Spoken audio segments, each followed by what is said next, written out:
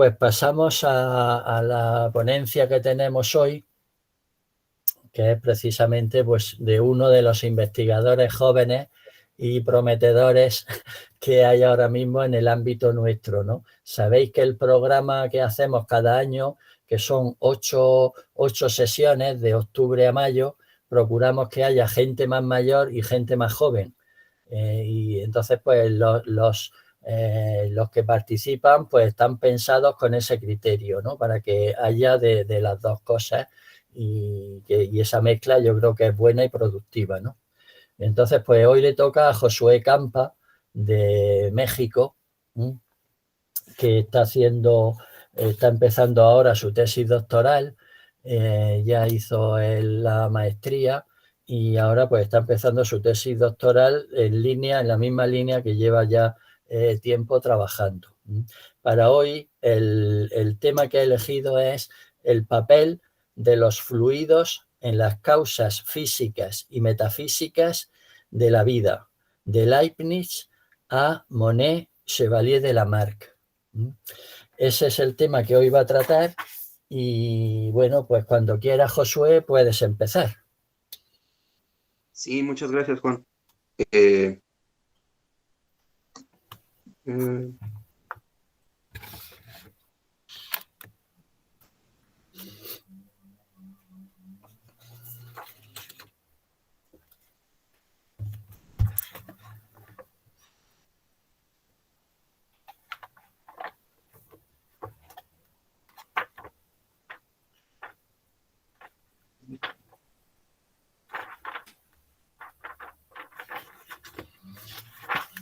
Disculpe, ¿desaparece la presentación? Sí, sí, sí. Ok.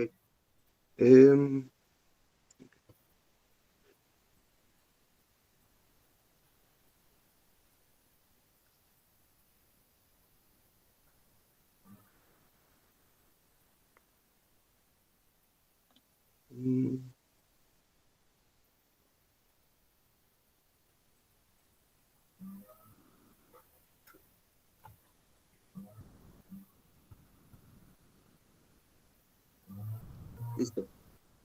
¿Sí se ve? Muy bien. Ok. Bueno, les agradezco, sobre todo a Juan y a José Antonio, el haberme escogido para este honor que es presentar un poco de mis, pues de lo que he venido trabajando, sobre todo al final de la maestría. Y que no es un tema meramente o solamente centrado en Leibniz. Yo desde la licenciatura había estado trabajando a Lamarck, este filósofo, bueno, para mí filósofo, naturalista francés, que normalmente nos lo pintan en la escuela como la contraparte de Darwin, y que siempre había tenido esa idea de él, que era el malo de la evolución, el que decía mentiras, y el que quería que cayéramos en pues en el error. Pero estudiándolo, leyendo su libro de filosofía zoológica, me di cuenta de que realmente lo que tiene ese libro es un aporte de filosofía muy, muy bueno. Tiene una concepción del filósofo, del actuar del filósofo y de un apego científico a la filosofía que no se puede dejar de lado en ningún momento. Y me parece que ese es, en ese tiempo, ya de lo más importante.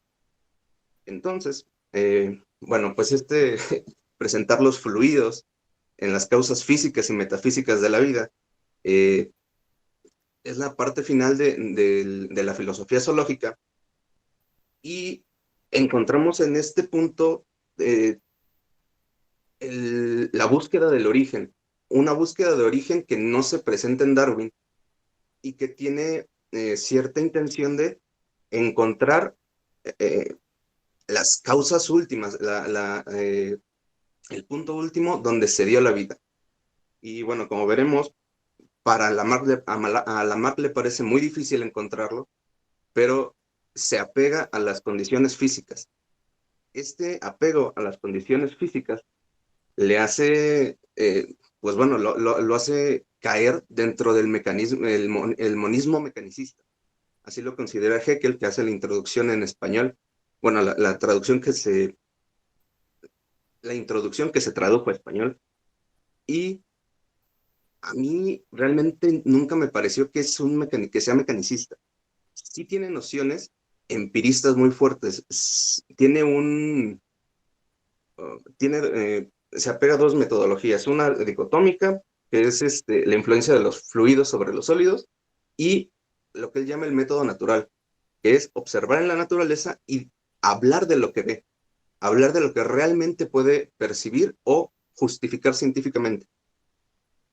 Pero para mí eso no lo hacía mecanicista, porque las nociones que presenta, sobre todo de dinámica y de causalidad, no responden a un mecanicismo que se limitaría demasiado a lo físico. Entonces, bueno, nosotros lo consideramos, yo lo considero como un monista neutro. Monista neutro como Alejandro Herrera, el doctor Alejandro Herrera, trabaja en su artículo ¿Es Leibniz un pensador psicofísico, un paralelista psicofísico? Esa noción de que dentro de la filosofía de Leibniz podríamos no tener un paralelista, sino un dualista, sino un monista que tenga las mónadas como una entidad metafísica neutra y que de ella se derive la realidad física, es lo que estoy asumiendo. Dentro de la tesis, pues hago una justificación más amplia, pero me parece que una de las intenciones de Leibniz era justamente llegar a eso. Y no hay una razón textual porque no logró resolver este dilema de la comunicación entre naturalezas. Pues bien, en Lamarck no existe eso. En Lamarck hay una sola naturaleza, digamos, un solo estatus ontológico. Y dentro de este estatus ontológico no hay una comunicación entre, digamos, la materia más sutil y la materia más sólida, sino que se excita. Hay un movimiento, sobre todo por parte del Sol, que mueve todo en el universo o en el universo que conocemos. Y, digamos, la luz del Sol acaba moviendo el calor y la electricidad en la Tierra, y estos a su vez mueven en mayor o menor medida el aire, el agua, que son fluidos más sólidos, y estos a su vez a fluidos más sólidos, a materia sólida. El agua puede modificar la roca, el aire puede tirar un árbol. Entonces, más o menos ese es el principio del pensamiento de Lamarck. Pues bien, ahora,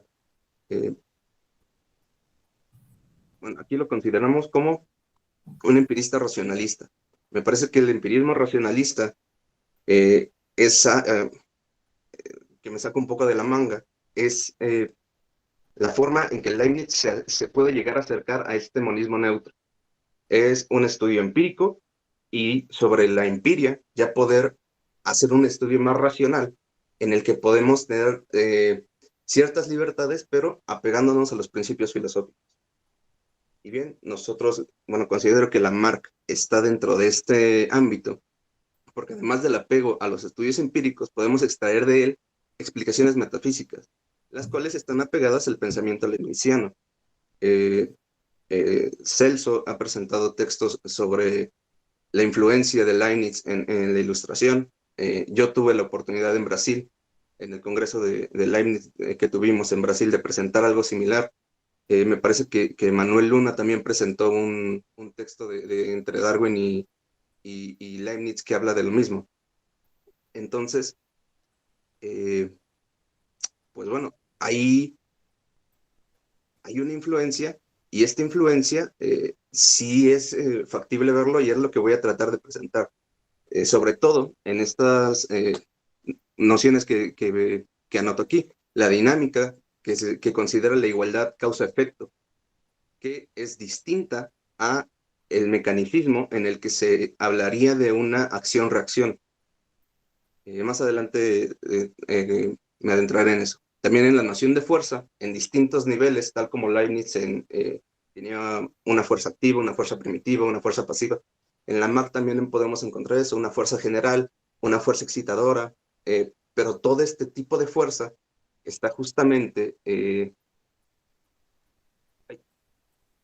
está sustentada sobre un holismo que introducirlo a la ciencia y a los conceptos y nociones de ciencia. Y está en todo, tanto en la física como en la biología, como en química, se está hablando de la misma noción de fuerza, la misma noción de fluidos. Y bueno, hablando de los fluidos, también es una noción que se comparte y es una de las principales causas físicas del movimiento y la transformación en el mundo. Asimismo, hablamos de una univocidad ontológica, bajo el supuesto de grados de perfección. Este mismo monismo neutro no se habla de distintas naturalezas, sino que hay grados de perfección en el que parece haber una distancia enorme, pero realmente lo que hay es una continuidad en toda la naturaleza en la que no hay un salto. Esa es mi perspectiva al respecto. Y la parte más, digamos, metafísica de Lamarck es cuando nombra al autor, al plan y a la voluntad divinas. Y es de ahí donde podemos sugerir la causalidad metafísica. Sí, incluso Leibniz tiene como punto máximo de la causalidad física al Sol. Pero dentro del mismo planteamiento, tanto en filosofía zoológica como en Leibniz, hay una mención constante del autor. Y si tengo oportunidad, les pondré algunas citas donde Leibniz lo aclara, no es el llegar a ese punto ya no es, digamos, parte de un racionalismo y un empirismo duro, sino es más un ejercicio de imaginación en el que nos podemos ayudar a concebir cuál es una causa final o cuál es una causa más profunda a la causalidad física. Bueno, y en ese sentido, pues la causalidad también tiene una significación muy importante en Lamarck y en Leibniz, junto con la armonía. Estábamos hablando de la noción de fuerza, del autor del plan, de que hay una mónada y hay una naturaleza que se encarga de los productos de la naturaleza. Esta naturaleza, Lamarck la está nombrando constantemente como una entidad activa, una entidad que se provee a sí misma, una entidad que vigila que hay equilibrio. Y las leyes a las que se apega Lamarck, la naturaleza de cierta forma las utiliza, no las genera, las utiliza para que haya, digamos, estas generaciones espontáneas o este equilibrio en el mundo y se mantenga una armonía, un equilibrio. Y es algo similar, recordando el texto de Alejandro Herrera, justamente sería el considerar la mónada como sustancia y a lo material como un fenómeno derivado. Y esta derivación, pues bueno, requiere un sistema de explicaciones no paralelista ni dualista, sino más apegado al monismo. Y bueno, aquí Lamarck no habla de principios, sino habla de leyes. Y ahorita los vamos a ver.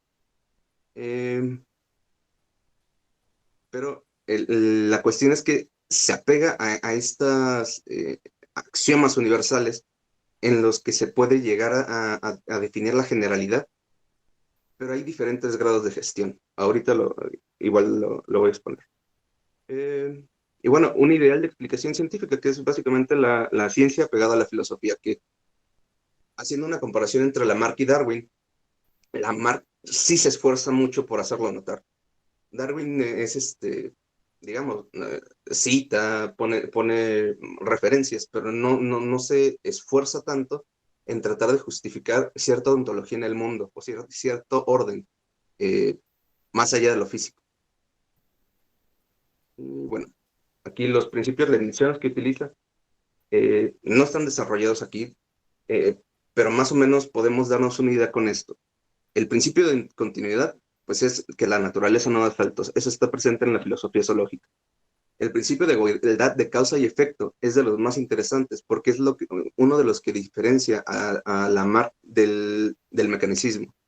Y es que este principio de causa y efecto no es acción y reacción de Newton, sino responde a influencias de fluidos en sólidos, y es una idea tomada de la medicina de Hofmann, quien utiliza a su vez nociones de dinámica de Leibniz. Ahorita hablaremos un poco de él. Después está el principio de armonía o de armonía preestablecida, que también está prevista por una entidad neutra, o si no prevista, es una parte importante, tanto en la naturaleza como en las mónadas, para la conformación de la armonía. Después el principio de causalidad, en que, bueno, se habla constantemente de que los cuerpos de la naturaleza actúan uno sobre otro. Y es en ambos. Leibniz también tiene en la nueva hipótesis de la física, está constantemente hablando de causalidad física y de cómo unos cuerpos o unas instancias físicas influyen en otras. Y es constante, es parte del sistema. Luego otras que no son tan evidentes es el principio de razón suficiente. Más que nada porque las consideraciones que utiliza Lamarck no requieren una racionalización metafísica, según él, pero se pueden derivar gracias a la relación con la dinámica de Leibniz. Y bueno, el de no contradicción, no lo encuentro porque bueno, desde mi perspectiva, porque se limita al método dicotómico, que es la influencia de los fluidos sobre los sólidos, y al método natural. Pero no hace más, estos son más descriptivos y no se interrogan a profundidad la estructura científica a la que pertenecen. Simplemente están planteados desde un principio y se desarrollan junto con el texto. Luego, pensando en Caballos de Troya, parece que a Lamarck, queriendo no ser vitalista, queriendo ser más científico, lo más científico posible, pues se le cuelan algunas nociones filosóficas de Leibniz, que fueron influenciadas tanto por sus maestros, Robinet, Bonnet, Buffon, como por algunos autores que él mismo cita. Entonces aquí encontramos que en la filosofía zoológica la noción de los fluidos es tomada de la medicina de Hoffmann. La noción de Friedrich Hoffmann en los fluidos corporales y su movimiento dentro de los órganos y músculos está basada en la dinámica leibniziana. Ya quizá lo veremos cuando se publican los textos de medicina.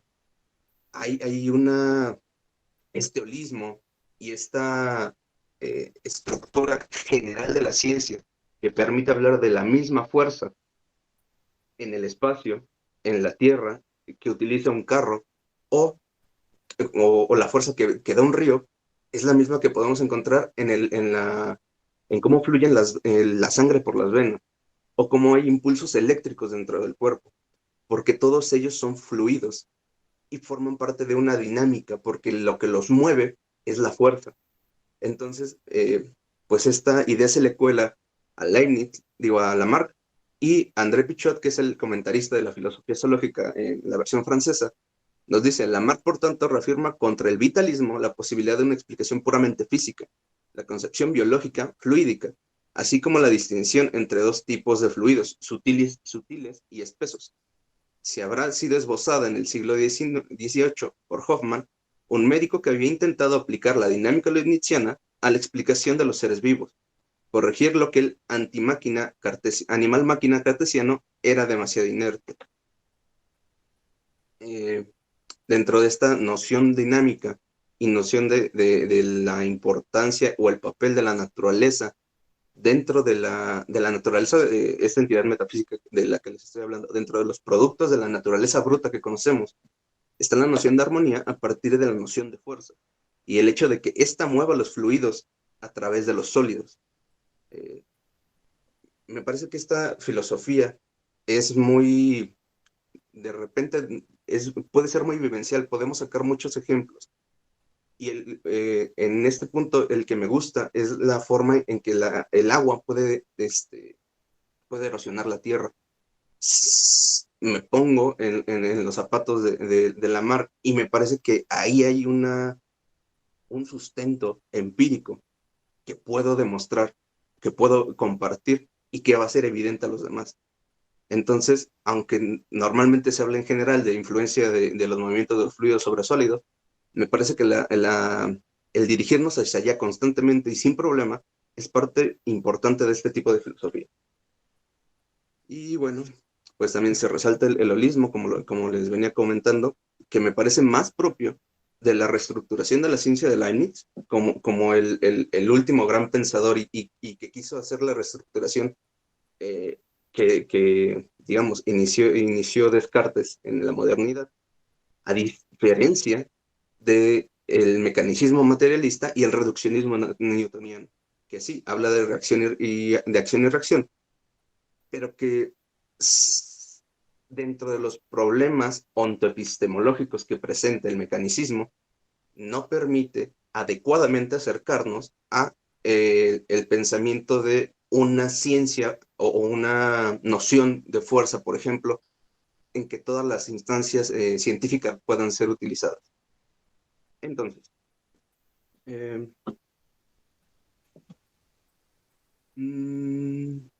ok, y aquí, pues nuevamente tenemos el principio de igualdad de causa y efecto, y la importancia es la introducción de la metafísica y los principios filosóficos. Tanto en la influencia de los fluidos en los sólidos, tanto en física como en química como en biología, utiliza esta misma noción. Entonces, podríamos hablar de que el sistema ontológico que maneja Leibniz permite que este holismo y que este principio de igualdad causa-efecto tenga más sentido que el reduccionismo acción-reacción. Bueno, seguimos. Bueno, justamente siguiendo por esta línea,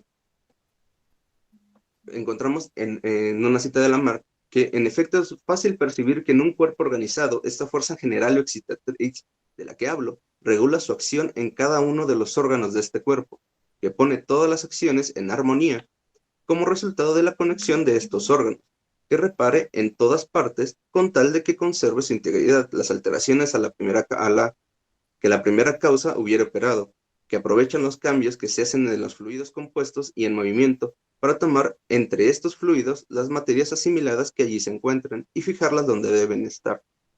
Entonces, desde mi interpretación, esta noción de fuerza general es aplicable tanto en el uso y desuso de los órganos como en la transformación de la Tierra, que es ya hablar mucho de una percepción de la física y una percepción de la anatomía, y que utilicen el mismo tipo de fuerza en niveles diferentes, es lo que a mí me hace saber, bueno, desde mi parecer, que Lamarck no es mecanicista y que esta filosofía zoológica tiene más que ver con la filosofía leibniziana que con cualquier intento cientificista de la época.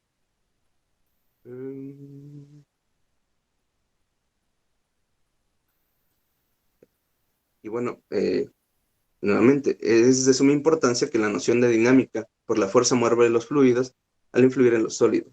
Esa es la causa principal de la evolución y de los cambios en la Tierra. Y bueno, saber que Lamarck pertenecía en ese momento al núcleo del conocimiento del mundo. Y con digamos, todo el movimiento napoleónico, pues era más evidente que era París, Francia, era el punto más importante de conocimiento, incluso de poder. Y tuvo acceso a todas estas consideraciones espaciales y temporales que no son limitadas. Ya no vivían en un mundo, en una tierra plana y pequeña. Ya vivían en una tierra enorme y que tiene tierra de los dos lados. Ya no hay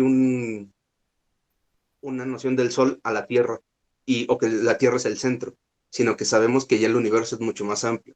Y todo ese conocimiento está aquí y de ese hace uso Lamarck. Y bueno, llegamos a las leyes. En distintos momentos del texto presenta 4 leyes. Desde nuestra perspectiva, las podemos dividir en principales y secundarias, y además se añade una causa particular. Las primeras están atadas a principios universales y las segundas a la causa particular.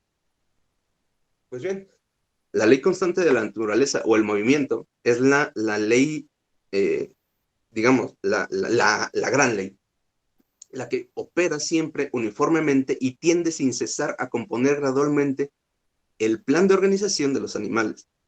La vemos apegada al principio de razón suficiente y de armonía, pues nos presenta una explicación coherente y consistente con la ontología que expone. A nuestro parecer, formaliza a la naturaleza como una entidad que tiene a su cargo la búsqueda del equilibrio del universo. Después, y siento que de forma, no sería derivada, sería de forma adjunta, tenemos la ley de herencia de las transformaciones. Esto opera en los organismos, sea por la ley constante de la naturaleza, sea por la causa particular del empleo o la falta de empleo de los órganos. Esta segunda ley la vemos presente en el principio de continuidad, que está ligada más íntimamente con el actuar de la naturaleza y explica el funcionamiento regular del mundo. Podemos decir que une todos los pasos que da la naturaleza en sus producciones, mismas en las que no existen saltos ni apariciones inconexas. En algún punto, no sé si aquí lo tenga.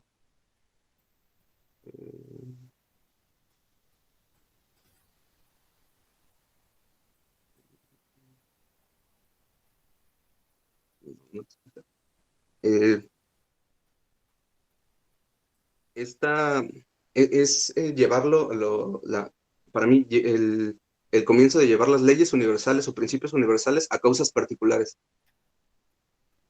Justamente, como dice en esta parte, es una causa particular que está ya reflejando lo que la ley constante del movimiento, lo que la ley más general está permitiendo.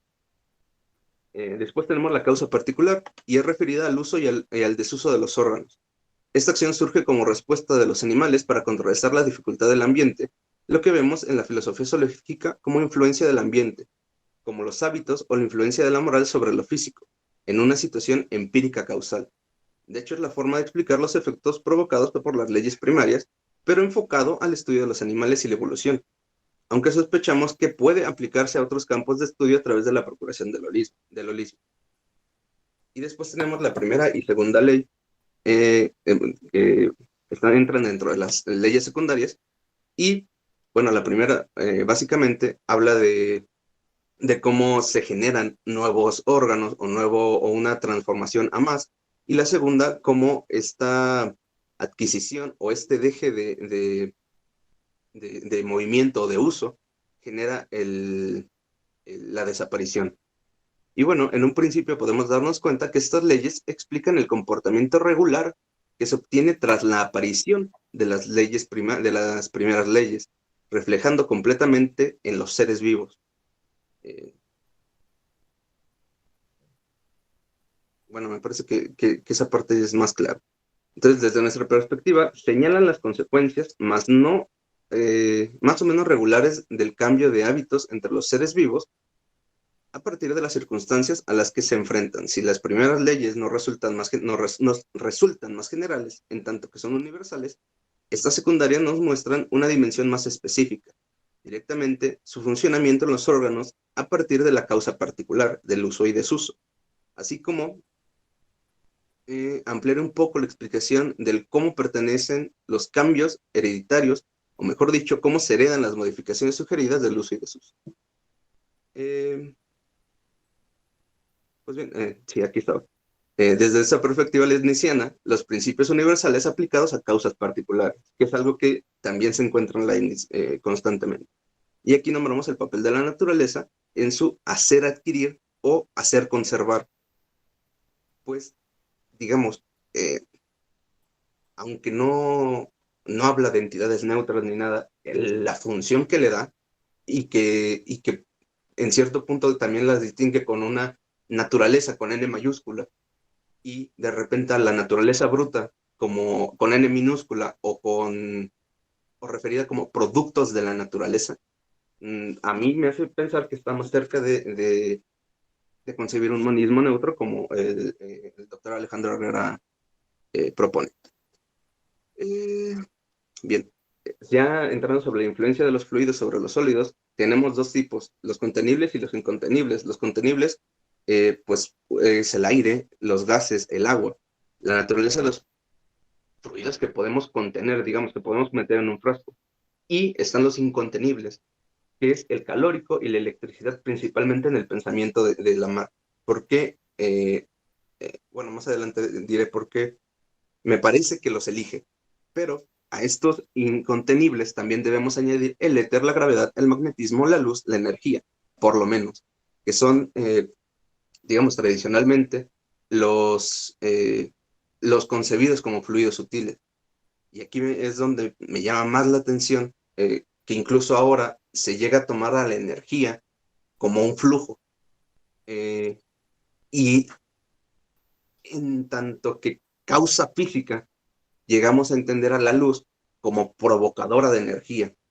Entonces, se busca digamos, encauzar este flujo, este fluido sutil, si habláramos desde el siglo XVII. Entonces, el doctor Andrés Alonso presenta un Lamarck muy mecanicista y se apoya en la presentación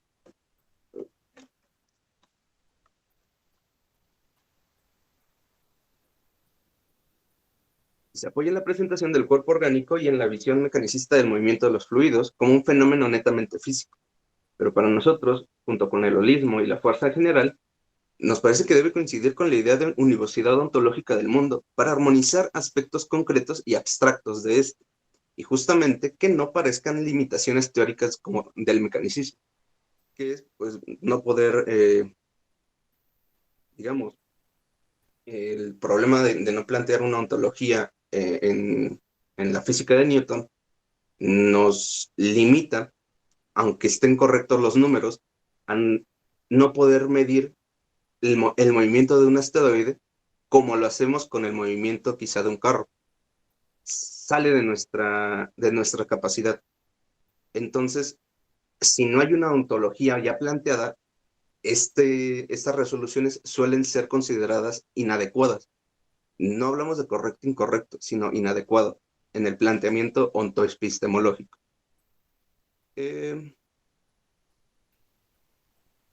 Pues bien, aquí está esta cita, pero seguiremos para darle movimiento a esto.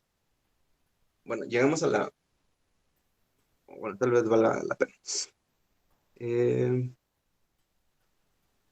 Sí, es evidente que los fenómenos en cuestión son, por un lado, solo los resultados directos de las relaciones de diferentes cuerpos entre ellos, y que las consecuencias de un orden y de un estado de cosas en algunos de ellos dan lugar a estas relaciones, y por otro lado, que resultan movimientos excitados en partes de estos cuerpos por una fuerza de la cual es posible ver la fuente. Y esta fuerza general nos remonta invariablemente a la fuerza monádica, que se ha mencionado en otras pláticas y que, bueno, yo he leído sobre todo en la tesis doctoral del, me parece que se llama Juan Antonio Pritolindo o Antonio Pritolindo. Es una tesis, me parece que de Madrid, y habla de esta fuerza monádica como la cantidad de energía o la regulación energética que pasa a través de las mónadas. Y bueno, forma parte de la dinámica de Leibniz. Y bueno, sigo. La verdad es que la naturaleza conserva siempre aún la misma fuerza absoluta, de modo que estos cuerpos podrán producir tanto efecto después del choque como hubiera podido producir antes de este. Es necesario que si se les da ocasión de subir después del choque, este centro común pueda todavía llegar a la misma altura, con el fin de que no se pierda nada de fuerza. Aquí, junto con digamos, encuentro cierto paralelismo con la cita anterior, en el que igual se está hablando de estos cuerpos que afectan uno sobre otro. Y encontramos también el sistema de la armonía preestablecida, que es una consecuencia necesaria de la conservación, de la fuerza y de la dirección en conjunto. Esto lo encontramos en Leibniz con Remond. Y bueno, aquí se ve la noción de choque, que es, bueno, no lo entiendo como la transferencia de fuerza o la transferencia de esta energía forzada. Pues bien, las mónadas contienen por la percepción y la petición la fuerza pasiva y activa. Eso también se lo dice Leibniz a Remond. Y dice los movimientos, lo que significaría que son conductores y generadores de la energía en cierto sentido, que fluye y produce el movimiento. Y bueno, estas leyes de movimiento se fundan en las percepciones de las sustancias simples, provienen de causas finales o de la conveniencia, que son inmateriales y están en cada mónada. Pero si la materia fuera sustancia, provendría de razones brutas o de una necesidad geométrica y sería totalmente distintas a lo que son. Y aquí, bueno, parte de lo que más me interesa es qué es lo que se mueva. Pues en la nueva hipótesis de la física, el Sol mueve al éter, lo que provoca el famoso torbellino. El éter junto con la luz son movidas por el Sol, y esos fluidos mueven, a su vez, los fluidos sutiles y espesos de la Tierra. Lo que se mueve es los fluidos. Leyendo justamente todos los trabajos que han surgido de la red, he visto, bueno, que hay mucho de la fuerza primitiva, la fuerza activa, los distintos tipos de fuerza, los mecanismos de dinámica, pero igual en esa misma búsqueda no he encontrado una profundización en los fluidos. Y me parece que podría dar una buena seña, porque en cierto punto, no está cerca. Nos dice Leibniz, me parece que también se lo dice a Remond, este torbellino no mueve, no provoca un movimiento fuerte. Es muy bueno manteniendo el movimiento, pero para iniciarlo le cuesta mucho trabajo. Igual, volviendo a esta forma de ver la filosofía, me parece que teniendo una tina de agua y empezar a tratar de hacer un torbellino moviendo con un palo, al principio cuesta trabajo, pero si hay digamos, un remolino ya formado, mantenerlo no cuesta tanto trabajo.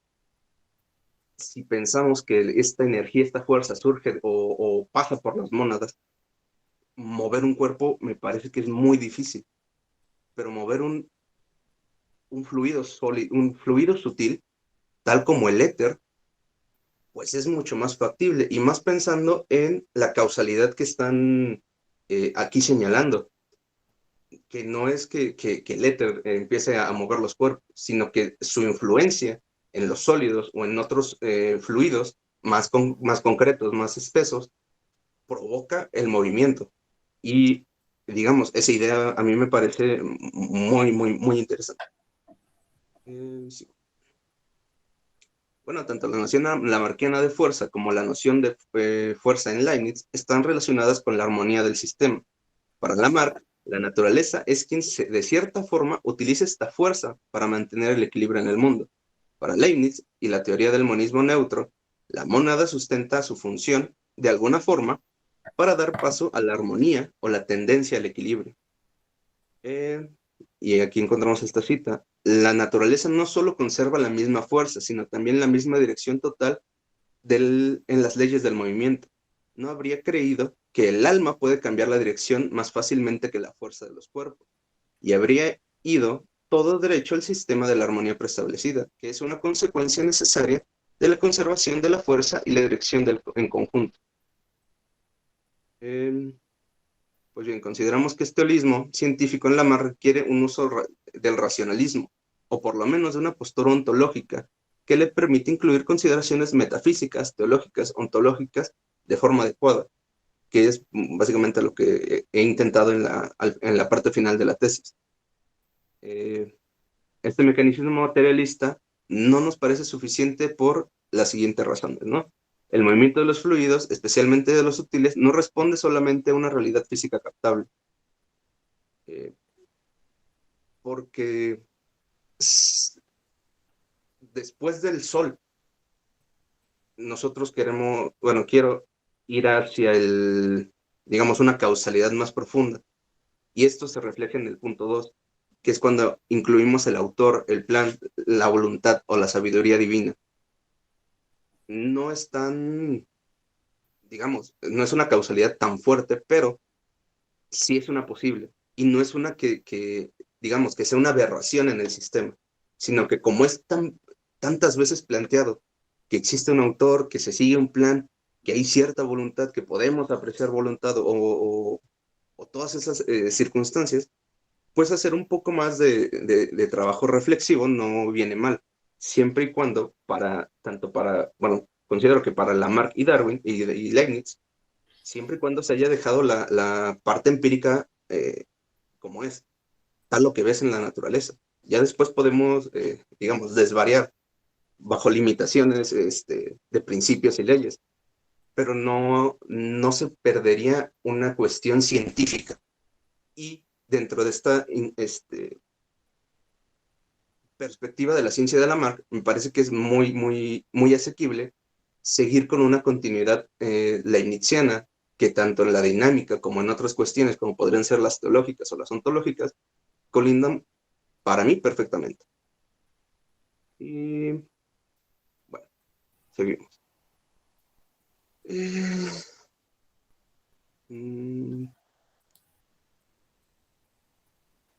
Ok. Pues bien, esta visión holística de Lamarck está ligada a la causalidad física, como ya veníamos diciendo, y no solamente atañe a los seres vivos, sino a nuestro planeta. Esta causalidad está ligada al movimiento de los fluidos y la fuerza que estos ejercen sobre los sólidos. En retrospectiva, nos encontramos con que la luz del sol es la causa última del motor, de lo que mueve todo. El proceso de causalidad que afecta a los cuerpos compuestos en la corteza terrestre incluso. Gracias a esto encontramos que el movimiento de los fluidos y su influencia en los sólidos se refleja en los órganos y músculos de los seres vivos, lo que implica que, con la explicación de las leyes secundarias y la causa particular, los cuerpos se transformen, apareciendo o desapareciendo órganos. Y ahora sí podemos ver la resolución sobre el surgimiento de la vida, tanto en Lamarck como en Leibniz. Primero, estos pequeños esquemitas de forma general, para ya no abarcar tanto tiempo y poder comentárselos. Las diferencias que vemos, bueno, que veo en este pensamiento de Lamarck es la causa fuerte es el sol. El sol o la luz del sol, que ya es un fluido sutil, en Lamarck interviene ya en la Tierra. Y esto, nuevamente volviendo a este tipo de filosofía, mueve el calor al calórico y a la electricidad, que nuevamente no es una noción vulgar del calórico o este calórico que fue comprobado que no existe por Lavoisier, sino es simplemente la temperatura. Y tiene mucho sentido que la luz del sol mueva la temperatura. Y hablando igual de la electricidad dentro de los organismos, no sé cómo lo habrá pensado o en qué empiria lo habrá visto, pero me parece que tiene ese sentido pensarlo como la estática que de repente tenemos y esos toquecillos que nos pueden surgir y que a veces tienen una manifestación visible, que igual es muy asequible con cuando nos pegamos en un codo y sentimos un toque, un no sé qué eléctrico que nos mueve. Y me parece que esa empiria se podría reflejar en tanto que, no sé, digamos, en situación de humedad, con el cambio de calor o de temperatura, esta electricidad o esta estática llega a desaparecer. Entonces, que el calórico y la electricidad tengan tanto que ver dentro del sistema de Lamarck, a mí no me parece tan extraño. Y es importante porque estos dos provocan el orgasmo energético. Y este es el punto de excitación máxima en la influencia de los fluidos sobre los sólidos. Y de aunque no tiene una comprobación concreta, sabe que de este movimiento, de este orgasmo, dentro de esa influencia de fluidos en sólidos, se da el origen de la vida y las transformaciones. ¿Cómo se da el origen de la vida? Ahorita lo veremos, la marca admite que no sabe, pero sabe que de ahí debe venir, porque se apega a cuestiones físicas. Y las transformaciones, que es la evolución, y que sí puede ver y que sí tiene pruebas, le dan esa seña, quizá pensando en la continuidad, en el principio de continuidad, de que debería seguir la misma línea en todo desde el origen hasta el final.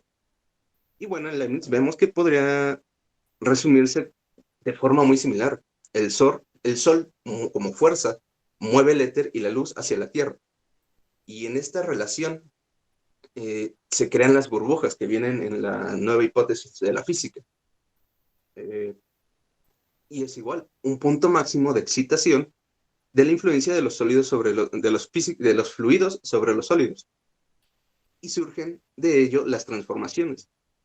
Pero aquí Leibniz se toma quizá un poco más de libertad y habla de Dios, que si se suma a esta transformación causada en las burbujitas, que igual volviendo a este tipo de filosofía, si dejamos agua al sol, ahí se forman burbujitas. El agua, el lodo mojado, de repente con la temperatura forma burbujas. Y una de teoría, creo que me parece que es la del el caldo primitivo, propone lo mismo, se forman ciertas burbujas, ciertos monómeros, que de repente se juntan, hacen polímeros, y por magia surge la vida.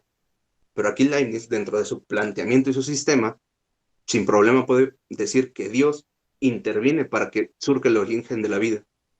Simplemente llega al mismo punto que todos los demás, pero como él ya tiene una concepción dentro de su sistema filosófico, bueno, que no podemos hablar de sistema, pero dentro de lo que yo puedo ver como un sistema, o dentro de sus pensamientos, eh, Dios con la mano en la cintura puede darle origen a la vida, porque ya está todo puesto. Y bueno, en este punto que es donde introduciríamos una causalidad más profunda, quizá metafísica. Y, puesto los argumentos sobre la teoría leibniziana y la marquiana, podría hablarse de que la filosofía zoológica, de que se pueden agregar en la filosofía zoológica. Y más o menos de esta forma veríamos las causas, el papel de los fluidos en las causas físicas y metafísicas de la vida. Aquí es de forma general, se los platico, pero tengo algunas citas que quisiera compartirles. Por ejemplo, esta. Eh, dice Lamarck, me parece más fácil determinar los cursos de las estrellas observadas en el espacio y reconocer la distancia, tamaños y masas de los movimientos de los planetas y resolver el problema relativo a la fuente de la vida en los cuerpos que están dotados de ella. Y en consecuencia, así como la producción de diferentes cuerpos vivos, existen. Pero Leibniz nos dice, todo esto no hay que entenderlo como si fuera necesario que nuestro globo hubiera nacido así, de verdad, aunque las escrituras sagradas se hallan en perfecto acuerdo con lo referido, sino que basta con que la causa del comienzo del mundo pueda ser imaginada y la causa de su continuidad pueda ser entendida. Y por consecuencia, la hipótesis del origen es una ayuda de la imaginación, al menos para comprender las causas presentes. Y bueno, esta imaginación la vemos como algo que puede ser pensado, pero no comprobado científicamente, que es un recurso que podemos añadir a la mar sabiendo de su estatus de veracidad. Eh, en esta tesis magnífica que se llama, no la tengo aquí, el debate antropistémico, la, ay, en debate antropistémico entre Leibniz y Newton, el solapamiento y tangencialidad, me parece que es del doctor Pritalindo. Y él habla de la imaginación, y es una imaginación, digamos, es como una crítica a la percepción, y que se puede rastrear incluso en Leibniz desde Spinoza, y que es una crítica que se hace a Newton, justamente en lo que les comentaba hace rato de no poder medir, como no tienes un sistema ontológico que una todo tu mundo, no es lo mismo decir que puedes medir el movimiento de un carro al movimiento de un asteroide. Lo puedes hacer y puedes estar correcto, pero no sería adecuado. Y en ese estatus está la imaginación. Entonces, aquí Leibniz añade las escrituras sagradas sin ninguna pena y nos dice, pues pueden ahí estar la causa del comienzo del mundo y se puede imaginar. Y esta imaginación al menos nos ayudaría a comprender un poco, pero es muy distinta a la causa de su continuidad que sí puede ser entendida. Y este entendimiento ya habla de, digamos, un pensamiento científico adecuado, además de que pueda o no ser correcto.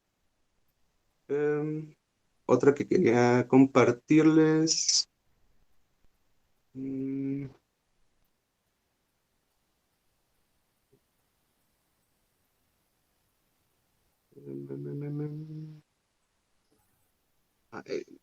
sobre el éter. justo todo el trabajo que hace Leibniz alrededor de la física, perdón, de la nueva hipótesis física, tiene que ver mucho con el éter y la justificación del éter como parte de los fenómenos que encontramos. Y de hecho, hablar de... aquí lo tengo.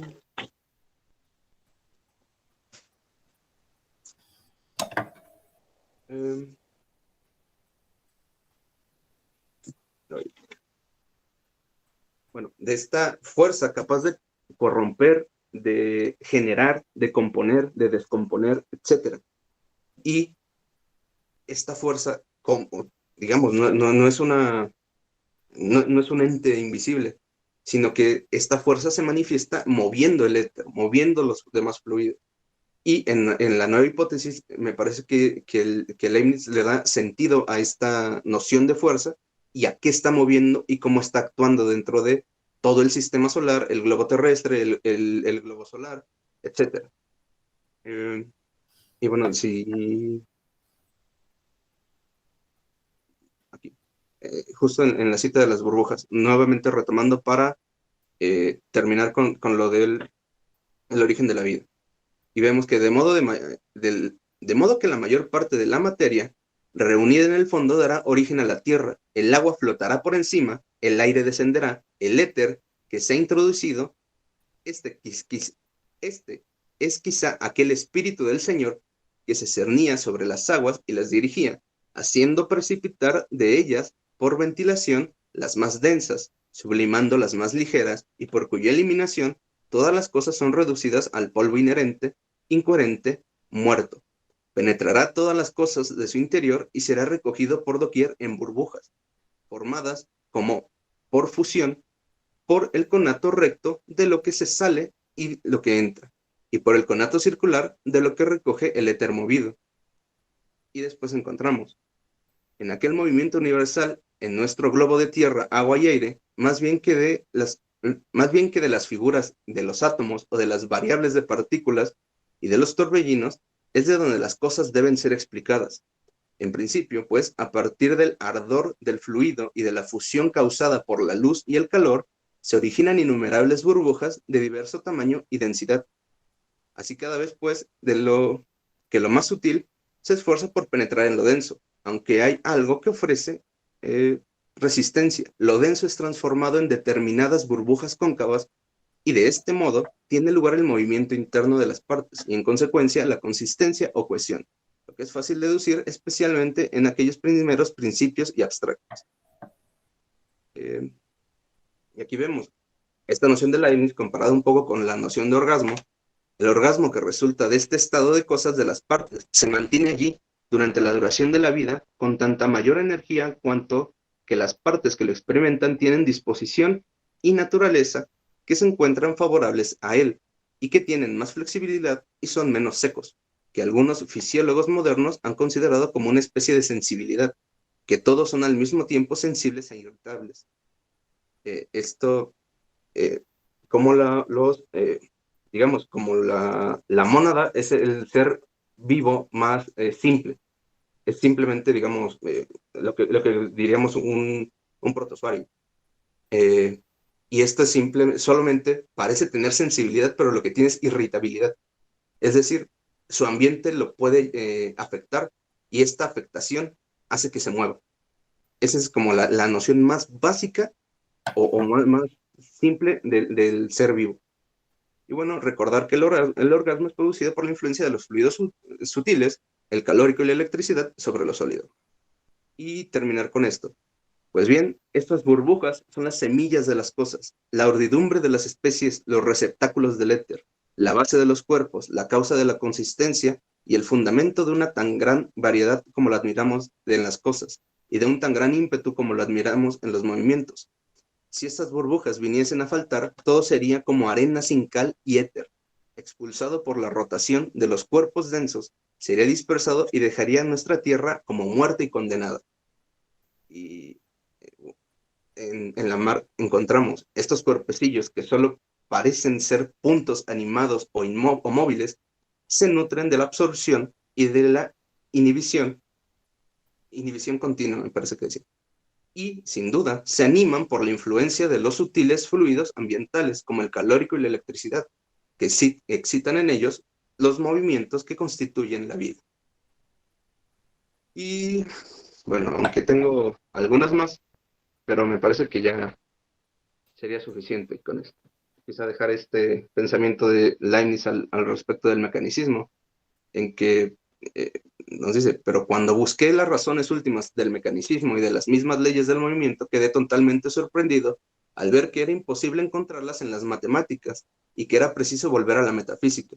Los materialistas, o los que se apegan únicamente a la filosofía mecanicista, se equivocan al rechazar las consideraciones metafísicas y al querer explicar todo lo que depende de la imaginación.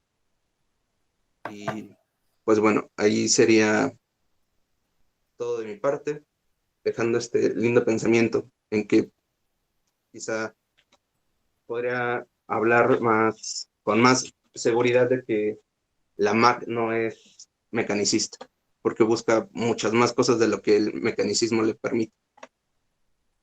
Y bueno.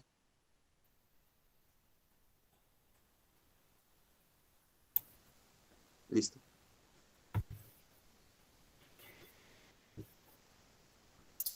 Bueno, muy bien, Josué. Gracias por la exposición tuya, muy trabajada y muy laboriosa, y un intento complicado de ver a Leibniz en Lamarck en algunos puntos concretos, ¿no? Pero bueno, los desafíos así son los que dan luego resultados valiosos, ¿no? Bien, entonces quien quiera pedir la palabra, pues ahora es el momento.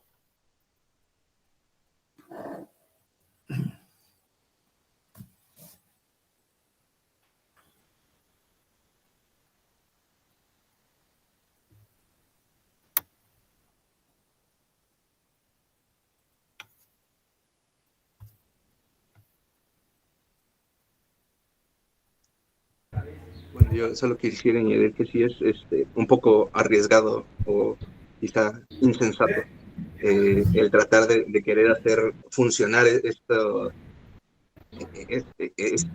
que digo yo, pero me parece que justo va muy un poco de la mano con lo que la red llega haciendo, quizá no tan bueno como quizá los trabajos de enciclopedia, del enciclopedismo, la combinatoria característica y la matemática universal que ha presentado, por ejemplo, Óscar Esquizabel, pero más o menos por ahí quería lanzar la piedra, a ver si de casualidad llegamos a tener algo cierto ahí. Ha levantado la mano Leonardo, en primer lugar. Muchas gracias, Josué, por tu exposición, muy interesante. Yo desconozco las particularidades de Lamarck, entonces me ha servido mucho escucharlo. Te quería hacer una pregunta muy concreta de algo que dijiste al final sobre las mónadas como protozoarios. ¿Esto es una metáfora o o crees que cumplen la misma función los dos conceptos? Y también, si tú ves que hay alguna cosa que considerar al retomar como el sistema monadológico, y por otra parte, hipótesis física nova que les dista tanto tiempo, ¿no? En Leibniz, que es probablemente algo que Lamarck no hubiera considerado, ¿no? Que se trataran de momentos distintos de la filosofía de Leibniz, etc. Pero bueno, solamente si has pensado sobre eso y la comparación que hiciste al final. Sí, disculpa, no hablaba de la mónada de Leibniz.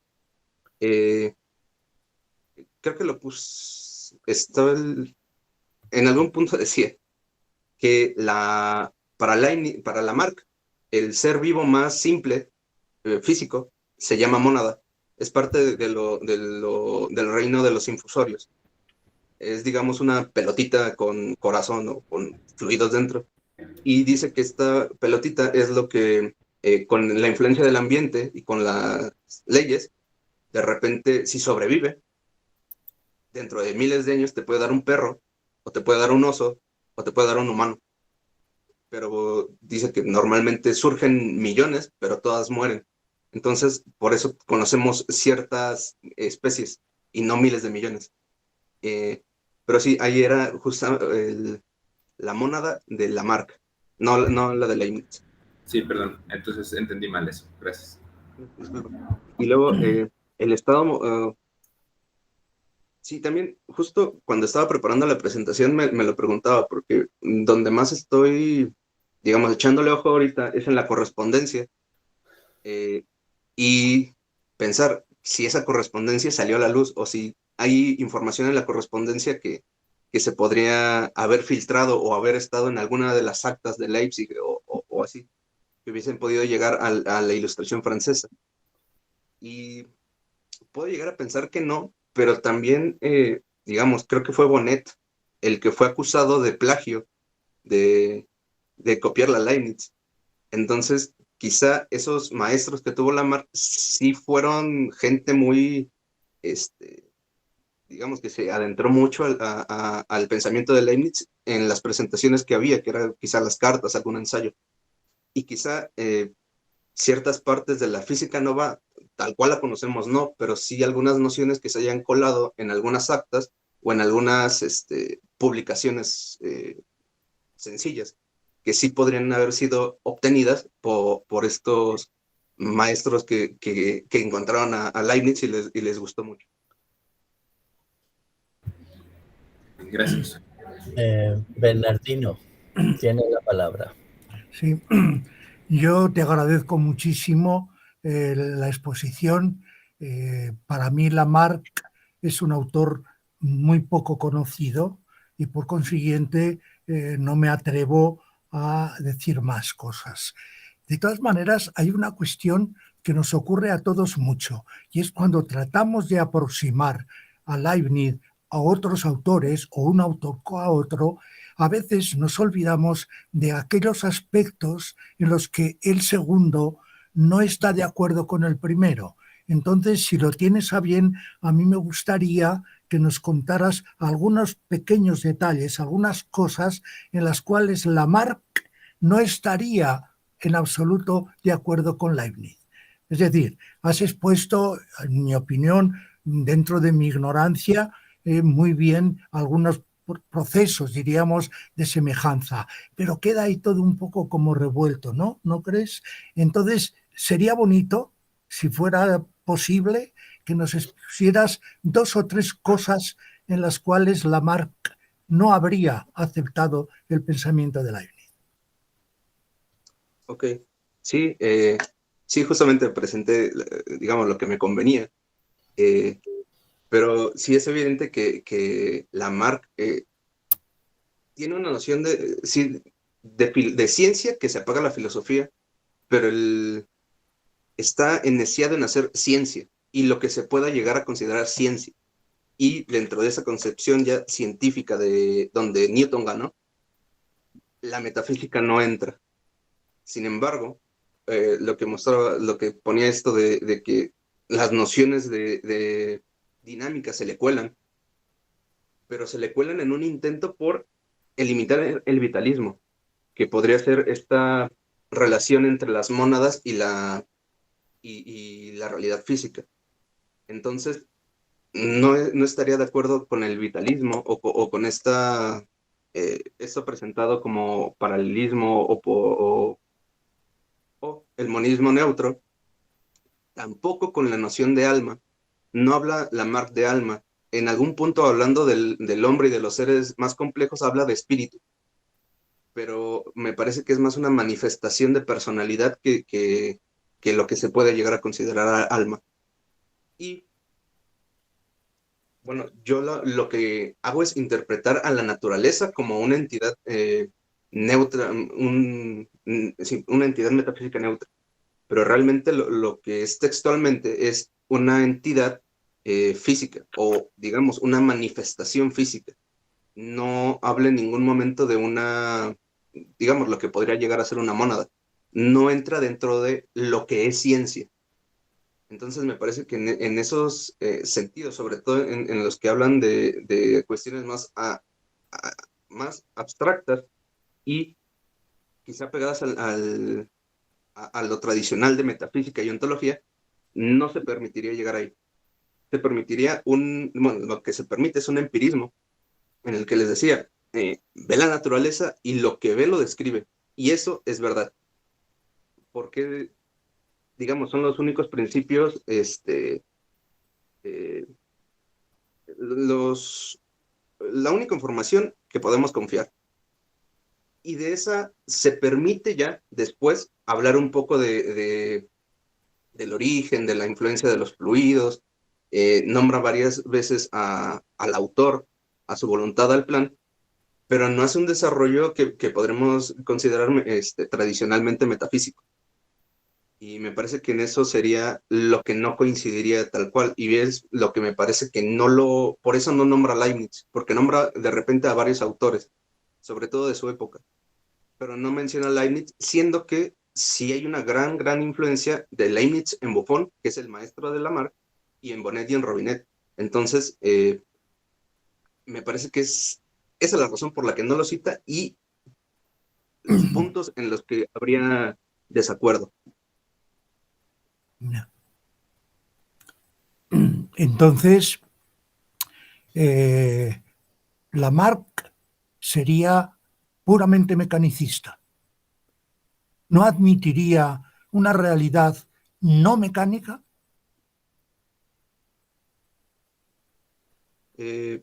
Me parece que sí. No la... es que es muy extraño, aunque no la permite, la inclusión de Dios, que es lo que a mí me salta más en la comparación o en el acercamiento a Leibniz, lo hace sin ninguna pena. En algún punto leí a algún comentarista que decía que la inclusión del autor y eso era como digamos, como una reserva a críticas posteriores y que para saber que, más bien sabiendo que lo iban a criticar desde ese aspecto, los incluía por si les decían algo. La religión que estaba muy activa, sobre todo por la parte de la revisión a Bonaparte en 1800, 1809.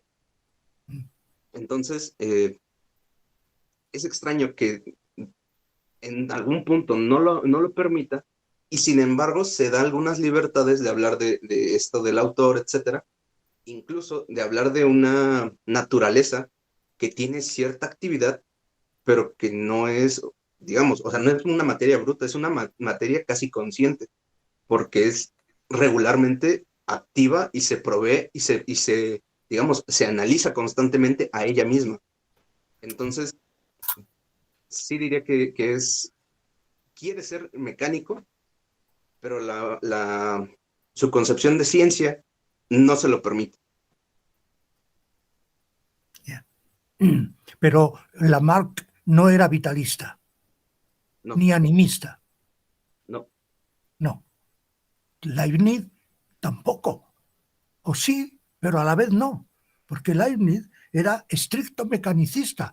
Todo en la naturaleza debe ser medido mecánicamente y de acuerdo con los conocimientos que tenemos de la matemática y de la experimentación. Y sin embargo, en el fondo, Leibniz está admitiendo otra realidad con la que la mecánica debe coincidir en una unidad, de tal manera que fenoménicamente somos mecanicistas, pero ontológicamente somos vitalistas. Lamarck no era esto, ¿verdad? Es que me parece que la respuesta es muy similar, sí, pero no.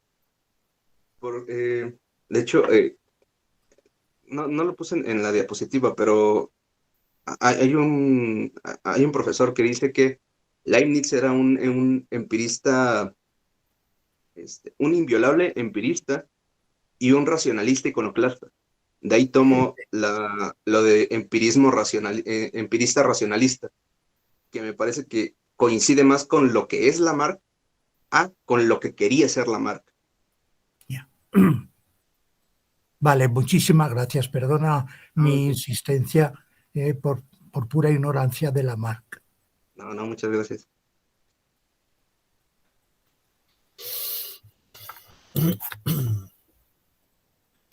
¿Alguien más quiere preguntar algo? Gonzalo. Sí, gracias. ¿Me oyen, sí? Sí, Sí. sí. Listos. Josué, gracias por tan sugestiva relación en la que estamos un poco desiguales en los términos, como no conocemos a Lamarck tampoco. Pero me da curiosidad un aspecto de la caracterización de Leibniz, seguramente con afinidad con Lamarck para la exposición, y es la referencia a la concepción, ¿cómo la llamamos? Ecuacional de la causalidad, o podemos hablar así, la causalidad interpretada como igualdad entre causa y efecto, ¿cierto? Uh-huh. Quisiera que ahondaras un poco más en eso, en términos de antecedentes o de contraejemplos, en donde, por ejemplo, la causalidad se caracterice esencialmente como subordinatoria, es decir, como relación de subordinación del efecto a la causa. Es decir, estoy pensando básicamente en el axioma cartesiano que él mismo menciona en las meditaciones, ¿no? Donde la causa, donde el efecto puede ser igual, pero nunca mayor que la causa. Entonces hay una inequidad, una leve inequidad, digamos, ahí. No sé si podrías decir algo más de eso porque me causa curiosidad el tema. Uy. Sí, es muy interesante buscar un ejemplo.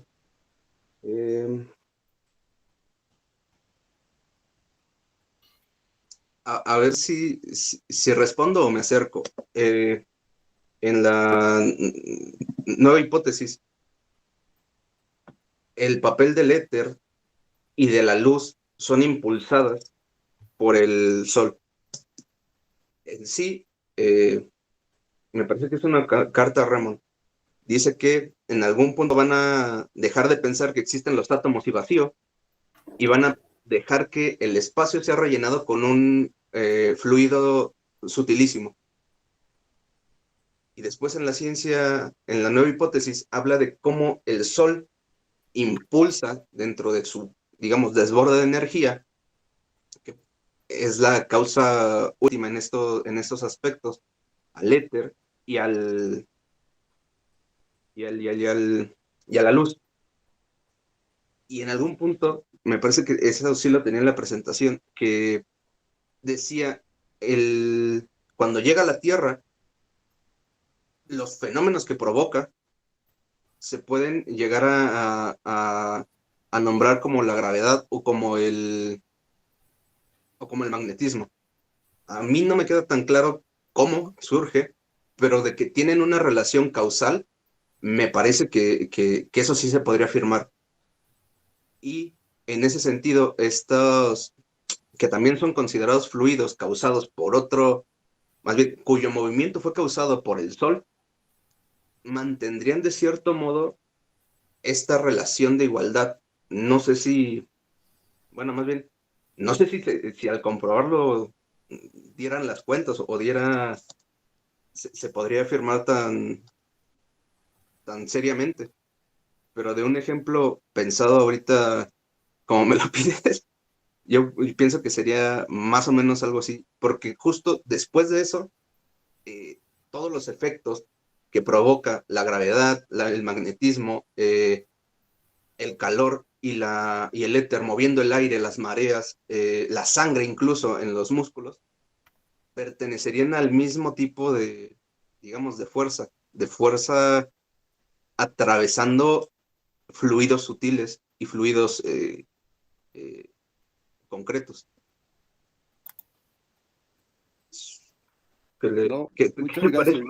No, me parece, es que el tema mismo es más grande que eso. Estaba pensando probablemente pues estamos en una época mecanicista en donde se está buscando el equilibrio causal, ¿no? Del mundo, pero pues viene después la termodinámica que nos muestra un destino un poco más trágico respecto a ese equilibrio, ¿no? Es decir, la muerte térmica. Entonces, pienso que ahí se juegan muchas cosas interesantes a nivel causal que hay que explorar y que quería saber cómo la planteabas tú, cómo la tenías. Pero me agrada mucho el rato y la exposición para seguir pensando. Gracias, Josué. Ha levantado la mano Vivian del Castillo y Álvaro Corral. Creo que antes fue Vivian. Obrigada, Juan. Eu tinha desistido porque não sei se já não passou do horário, né? Mas então, já que você facultou... Não, eu gostaria só de uma dúvida, gostaria de ouvir o Josué, porque teve uma cita do Leibniz, se não me falha a memória, que você disse que Deus intervém, quer dizer, o Leibniz diz, Deus intervém nas borbulhas e aí surge a vida. E me intrigou um pouco que parece que houve aí um cruzamento entre as duas ordens que o professor Bernardino estava falando, né? Quer dizer, sempre me parece que talvez Deus organiza as mônadas, né? Então, as inteléquias são unidas sob uma mônada dominante, mas isso não é propriamente Deus intervir numa borbulha, porque aí eu já passo para o domínio material. Então, seria como se a explicação para a vida fosse mecanicista, o que me parece que fica um pouco incompatível com o que existe na monadologia, né? Então, queria só saber, assim, como você vê isso, se eu entendi direito, né? Como que o Leibniz mantém a separação entre a explicação mecanicista e essa explicação baseada na espontaneidade, né? E a harmonia entre as duas. Sí. Bueno, sí, digamos, a mí también me parece difícil a veces pensar, sobre todo con esta situación de las burbujas, el papel de las mónadas. Y de hecho creo que es en general el papel de las mónadas y cómo se mueven esta danza metafísica que se les pone y que de algún modo Dios las hizo andar, pero ya no interviene y que éstas generan los demás productos. La verdad es que con lo que decía de la monadología, sí es difícil hacer coincidir. Las burbujas es muy mecánico. Es una explicación, digamos, cuyas causas físicas son las evidentes. Por eso me pareció importante esa cita en la que dice que en las escrituras dice que la causa del comienzo se puede imaginar. Y digamos, desde una postura de un científico que se está peleando con los mecanicistas y necesita darles las respuestas y al mismo tiempo satisfacer sus deseos de incorporar a Dios como estos estudios dentro de un sistema de otros estudios de ciencia, Leibniz ahí se toma esta libertad de hablar de algo meramente mecanicista y de repente surge la vida y no sé cómo, pero en las escrituras está. Y esa es una razón que nos puede ayudar a imaginar, más no a entender cómo es lo que sí podemos ver dentro de la naturaleza, que sí podemos observar y de la que sí podemos dar cuenta. Entonces, me parece que sí, con la monadología tendría quizá dilemas, pero dentro de una discusión, queriendo hacer una nueva hipótesis de la física, para ponerse al tú por tú con los mecanicistas, quizá este tipo de explicación era la adecuada. No sé hasta qué punto sería sensato afirmarlo, pero sí. Muito obrigada, muito interessante. Álvaro, cuando quieras. ¿Se escucha ahí? Sí. Muchas gracias, Josué, por la presentación. Ha sido muy ilustrativo. Yo tenía dos inquietudes. La primera, en el sentido de mostrar que Lamarck ha tenido recientemente en la biología contemporánea un renacimiento muy notorio. Y mi pregunta tiene que ver con un aspecto de la biología contemporánea que ha servido para esa revitalización de Lamarck como científico y como filósofo de la ciencia. La pregunta tiene que ver sobre si yo conozco muy poco también de Lamarck, como han mencionado algunos de los colegas. Entonces la pregunta tiene que ver si Lamarck hizo experimentación con microorganismos, porque justamente ese interés contemporáneo de la biología está dirigido a un asunto relacionado con la epigénesis y con este tipo de situaciones, pero muy centrado en microorganismos. Entonces mi pregunta, antes de pasar a la segunda, es si Lamarck hizo experimentación con microorganismos. Sí, de hecho ya Lamarck era el encargado de digamos, todo lo que correspondía a los moluscos en el Museo de Historia Natural. Y ese estudio lo llevó justamente hasta los microorganismos. Y hacer dentro de la filosofía zoológica la división de reinos, y sí están contemplados los microorganismos, que serían los infusorios y varios de estos. Y justo también algo de lo que más me llama la atención al principio, en la introducción del texto, es que dice que se ha estudiado mal a la biología, porque se empieza por el hombre. Y dice, no tiene sentido empezar por el hombre porque es el más complejo. ¿Por qué no empezamos por el más simple? Y vamos viendo cómo hay una continuidad y cómo hay una complicación que podamos racionalizar de mejor forma. Gracias. No sé si tengo tiempo para la segunda pregunta. Sí. Está muy relacionada con lo que preguntaba el profesor Bernardino hace un momento, y es que, y lo vuelves a plantear ahora, hace un instante, cuando presentas la cita de la Sagrada Escritura. Yo no sé, no estoy tan seguro, pues por supuesto no conozco Lamarck a profundidad para poderlo sostener, pero me da la impresión que esa aparente conexión que Lamarck quiere buscar con la teología puede ser más retórica que estructural. O sea, y eso es algo que también se lee en la obra de Darwin. Darwin no habla de una negación explícita del papel causal de Dios en el mundo, pero no porque es más una cuestión retórica que estructural. Y yo me atrevo a sospechar que en Lamarck puede ser parecido, mientras que en Leibniz, hasta donde llegan mis pocos conocimientos, es que el asunto sí es estructural.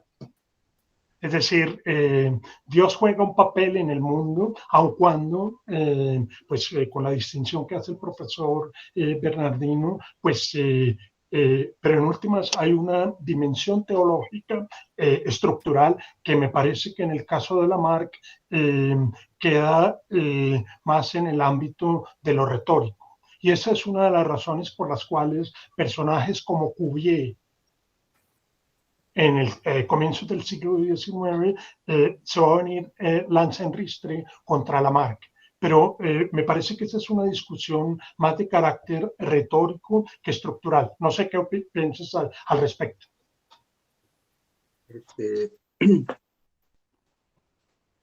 Me parecería que lo que presento sí da una seña de que es retórico, incluso en algunos puntos, yo lo llego a pensar de que sí es, o sea, lo que dicen los comentaristas, de que sí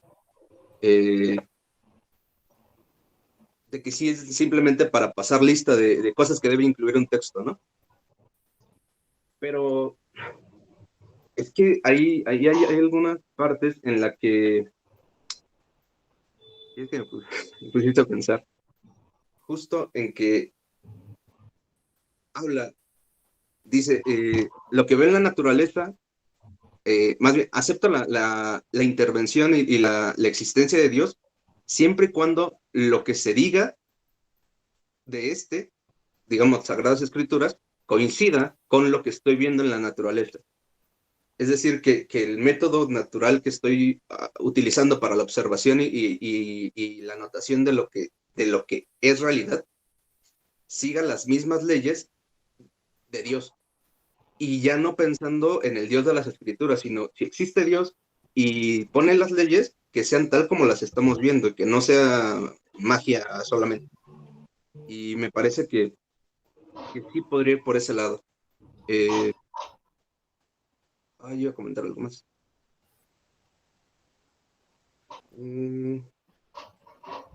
Sí, bueno, y digo, hay puntos dentro de la estructura que me parece que sí tendría sentido decir, en el que dice, pues la voluntad es lo que se sigue, la voluntad, más bien la naturaleza sigue el plan y la voluntad del autor, el autor lo permite y que su obra es tan magnánima, etcétera. Que en cierto punto, pues sí, suena muy retórico, pero digamos, siento en verdad de que dentro de la lectura forma parte de la estructura, aunque parece muchas veces que sí es retórico. Esa sería mi respuesta. Bueno, muy bien. Aquí paramos la ronda de preguntas. Gracias, Josué, por el esfuerzo que has hecho, por la presentación. Hemos aprendido cosas sobre Lamarck que no conocíamos muchos de nosotros. Y bueno, han quedado muchas cosas ahí por aclarar, pero tu trabajo y tu tesis doctoral, pues seguramente nos aclarará muchas de ellas cuando esté terminada, ¿no? Dejamos esto aquí y pasamos a la última parte de la reunión que tenemos habitualmente, pues que es el premio Leibniz Comares. Sabéis que se hace ahora un proceso aleatorio de sorteo de un libro de la edición de las obras de Leibniz, a elegir por el que salga agraciado, ¿no? Entonces, Ana, ahora, pues con un mecanismo que se supone que es aleatorio, va a hacer el sorteo sobre la marcha y el que sea elegido, pues tiene que elegir el volumen que quiere que se le mande a su casa, ¿no? Entonces, Ana, si estás por ahí,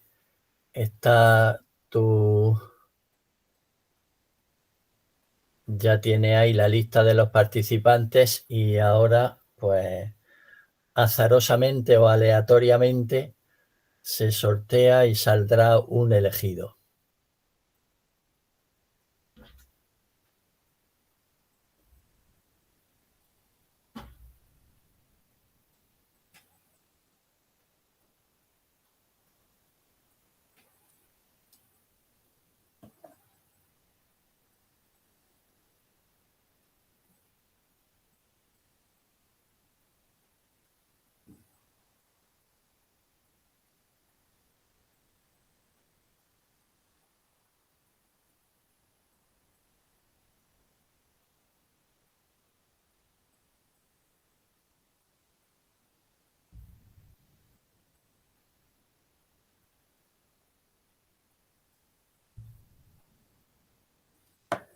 Pues parece que ha sido Manuel Luna.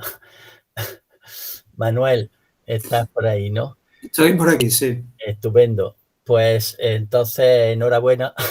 Muchas gracias.